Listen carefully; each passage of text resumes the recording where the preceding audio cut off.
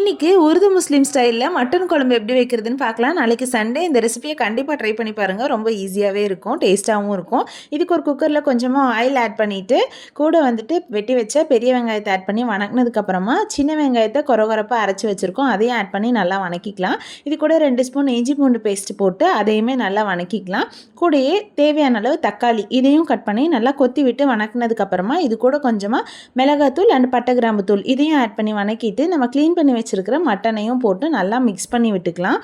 கொஞ்சமாக மஞ்சத்தூள் அண்ட் உப்பு தேவையான அளவு போட்டு கொஞ்சமாக தண்ணி ஆட் பண்ணி கறி வேகிற அளவுக்கு விசில் போட்டு எடுத்துக்கலாம்.